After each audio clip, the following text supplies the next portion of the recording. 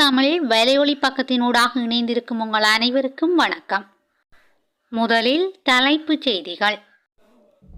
இந்திய பிரதமர் நரேந்திர மோடிக்கு இலங்கை மித்ர விபூஷண நாமம் வழங்கப்பட்டது.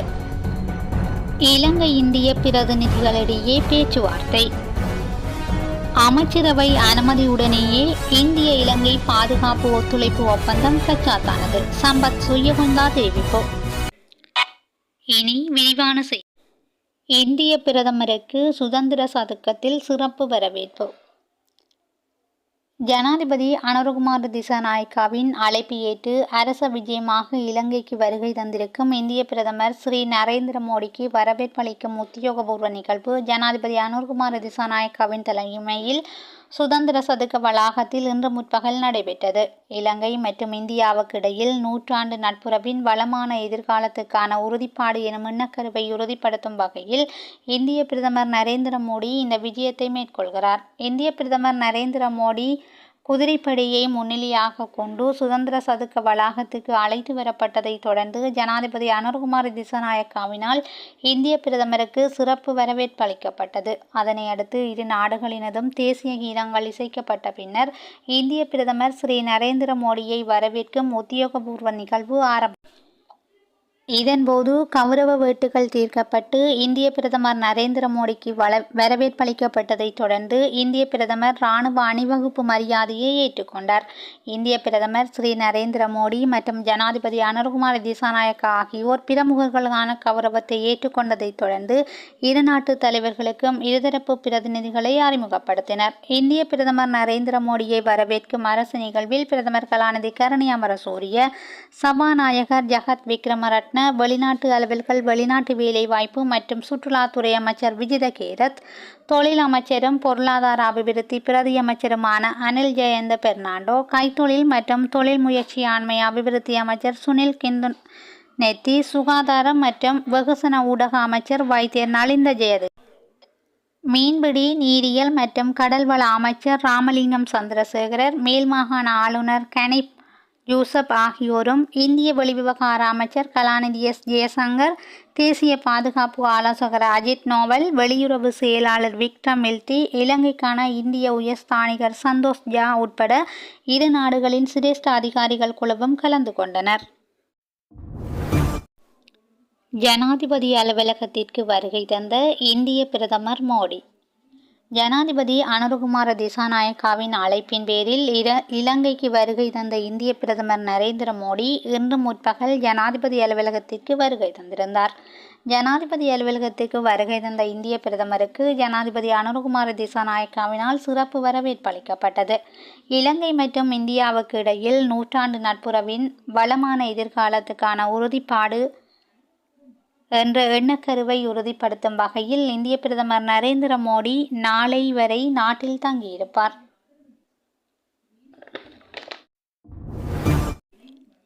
இந்திய பிரதமருக்கு இலங்கை மித்ர விபூஷண நாமம் வழங்கப்பட்டது.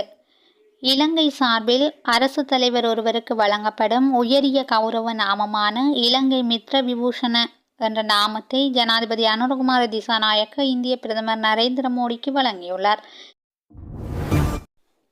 இந்தியா இலங்கை இடையே பல துறைகள் தொடர்பான இருதரப்பு புரிந்துணர்வு ஒப்பந்தங்கள் கைச்சாத்தாகின. இந்தியாவுக்கும் இலங்கைக்கும் இடையில் எரிசக்தி, பாதுகாப்பு மற்றும் தொழில்நுட்பம் தொடர்பான இருதரப்பு புரிந்துணர்வு ஒப்பந்தங்கள் கைச்சாத்தாகியுள்ளன. ஜனாதிபதி அலுவலகத்தில் இந்த ஒப்பந்தங்கள் கைச்சாத்தாகியுள்ளன. ஜனாதிபதி அனுரகுமார திசாநாயக்காவின் அழைப்பின் பேரில் இலங்கைக்கு வருகை தந்துள்ள இந்திய பிரதமர் நரேந்திர மோடி இன்று முற்பகல் ஜனாதிபதி அலுவலகத்துக்கு விஜயம் மேற்கொண்டிருந்தார். ஜனாதிபதி அலுவலகத்துக்கு வருகை தந்த இந்திய பிரதமருக்கு ஜனாதிபதி அனுரகுமார திசாநாயக்காவினால் சிறப்பு வரவேற்பளிக்கப்பட்டுள்ளது. இலங்கை இந்திய பிரதிநிதிகளிடையே பேச்சுவார்த்தை. இந்திய இலங்கை பிரதிநிதிகளுக்கு இடையிலான கலந்துரையாடல் ஜனாதிபதி அலுவலகத்தில் நடைபெற்றுள்ளது. ஜனாதிபதி அனுரகுமார திசாநாயக்க மற்றும் இந்திய பிரதமர் நரேந்திர மோடிக்கு இடையிலான இருதரப்பு பேச்சுவார்த்தைகள் நிறைவடைந்ததை அடுத்து குறித்த கலந்துரையாடல்கள் நடைபெற்றன. இலங்கை அரசாங்கத்தின் சார்பில் பிரதமர் கலாநிதி கரணி அமரசூரிய, வெளிநாட்டு அலுவல்கள், வெளிநாட்டு வேலைவாய்ப்பு மற்றும் சுற்றுலாத்துறை அமைச்சர் விஜித கேரத், தொழில் அமைச்சு மற்றும் பொருளாதார அபிவிருத்தி பிரதி அமைச்சர் அனில் ஜெயந்த பெர்னாண்டோ, ஜனாதிபதியின் செயலாளர் கலாநிதி நந்திக சனத் குமாரநாயக்க, மத்திய வங்கி ஆளுநர் கலாநிதி பி நந்தலால் வீரசிங்க உள்ளிட்ட சிரேஷ்ட அதிகாரிகளும் கலந்து கொண்டனர். இந்திய அரசாங்கத்தின் சார்பில் இந்திய வெளிவிவகார அமைச்சர் கலாநிதி எஸ் ஜெயசங்கர், இந்திய தேசிய பாதுகாப்பு ஆலோசகர் அஜித் நோவல், வெளிவிவகார செயலாளர் விக்ரம் மில்ட்ரி, இலங்கைக்கான இந்திய உயர்ஸ்தானிகர் சந்தோஷ் ஜா மற்றும் இந்திய அரசாங்கத்தின் சிரேஷ்ட அதிகாரிகள் குழுவினர் இந்த கலந்துரையாடலில் கலந்து கொண்டனர். சஜித் பிரேமதாசவுக்கும் இந்திய பிரதமர் மோடிக்கும் இடையிலான சந்திப்பு. இந்திய பிரதமர் நரேந்திர மோடிக்கும் எதிர்க்கட்சி தலைவர் சஜித் பிரேமதாசவுக்கும் இடையில் சந்திப்பொன்று இடம்பெற்றுள்ளது. இந்த சந்திப்பு இன்று பிற்பகல் இடம்பெற்றுள்ளது. இந்திய இலங்கை இடையேயான நட்பை வலுப்படுத்துவதில் சஜித் பிரேமதாச கொண்டுள்ள தனிப்பட்ட பங்களிப்பையும் அர்ப்பணிப்பையும் தாம் பாராட்டியதாக நரேந்திர மோடி தனது பேஸ்புக் பக்கத்தில் குறிப்பிட்டுள்ளார். அமைச்சரவை அனுமதியுடனேயே இந்திய இலங்கை பாதுகாப்பு ஒத்துழைப்பு ஒப்பந்தம் கைச்சாத்தானது. சம்பத் துய்யகுந்தா தெரிவிப்பு. இந்தியா, இலங்கை ஆகிய நாடுகளுக்கு இடையிலான பாதுகாப்பு ஒத்துழைப்பு ஒப்பந்தம் தொடர்பில் முறையான அமைச்சரவை அனுமதி பெறப்பட்டுள்ளதாக பாதுகாப்பு செயலாளர் சம்பத் துய்யகுந்தா தெரிவித்துள்ளார். இந்த ஒப்பந்தம் 5 வருடங்களுக்காக மாத்திரம் கைச்சாத்திடப்பட்டுள்ளதாக ஊடக அறிக்கை ஒன்றை வெளியிட்டு பாதுகாப்பு அமைச்சர் தெரிவித்திருந்தார்.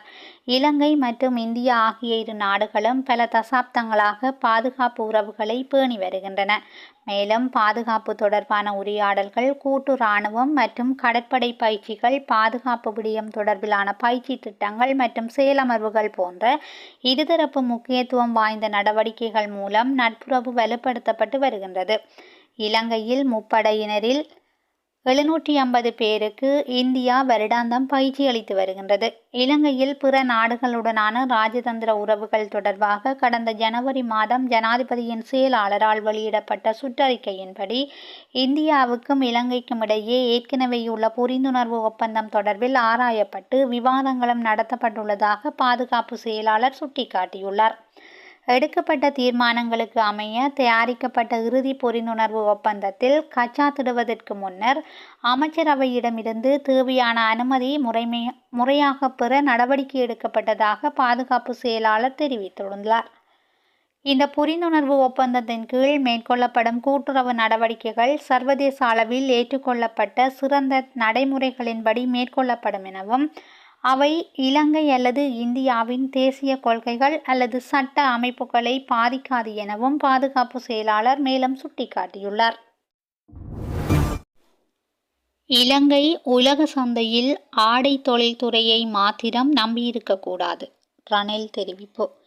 இந்தியாவுடனான பொருளாதாரம் மற்றும் தொழில்நுட்பம் தொடர்பான ஒத்துழைப்பு ஒப்பந்தம் எனப்படும் எட்கா ஒப்பந்தம் நிறைவு செய்யப்பட வேண்டும் என முன்னாள் ஜனாதிபதி ரணில் விக்ரமசிங்க தெரிவித்துள்ளார். இந்திய ஊடகம் ஒன்றுக்கு முன்னாள் ஜனாதிபதி ரணில் விக்ரமசிங்க வழங்கிய செவ்வியொன்றின் போதே அவர் இதனை தெரிவித்துள்ளார். உலக சந்தையில் இனி ஆடை தொழில்துறையை மாத்திரமே இலங்கை நம்பியிருக்க முடியாது என முன்னாள் ஜனாதிபதி ரணில் விக்ரமசிங்க குறிப்பிட்டுள்ளார். அமெரிக்க ஜனாதிபதியின் வரி விதிப்பு தொடர்பில் நிதியமைச்சின் விசேட அறிவிப்பு.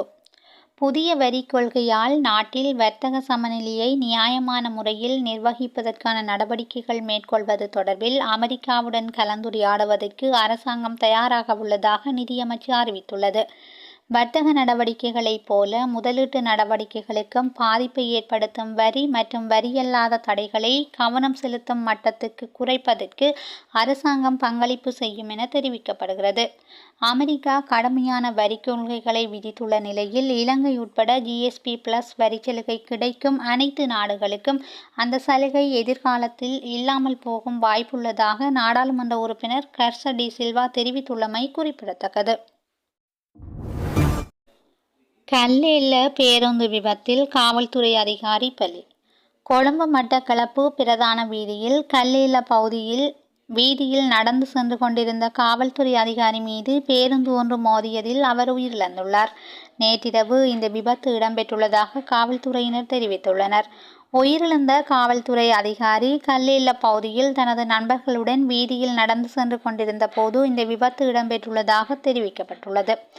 உயிரிழந்த நபர் பொலனறுவை காவல் நிலையத்தில் பணிபுரியும் 55 வயதுடைய 3 பிள்ளைகளின் தந்தையாவார். விபத்தின் பின்னர் பேருந்தின் சாரதி அங்கிருந்து தப்பிச் சென்றுள்ளதாகவும் முதற்கட்ட விசாரணைகளின் பின்னர் அவர் காவல்துறையினரால் கைது செய்யப்பட்டுள்ளதாகவும் தெரிவிக்கப்படுகின்றது. இந்த சம்பவம் தொடர்பில் பொலனறுவை காவல்துறையினர் மேலதிக விசாரணைகளை மேற்கொண்டு வருகின்றனர். இந்திய கடற்படையின் போர்க்கப்பல் இலங்கை வருகை. இந்திய கடற்படையின் போர்க்கப்பலான INS சஜாத்ரி என்ற கப்பல் 3 நாள் உத்தியோகபூர்வ விஜயம் மேற்கொண்டு நேற்று கொழும்பு துறைமுகத்தை வந்தடைந்துள்ளது.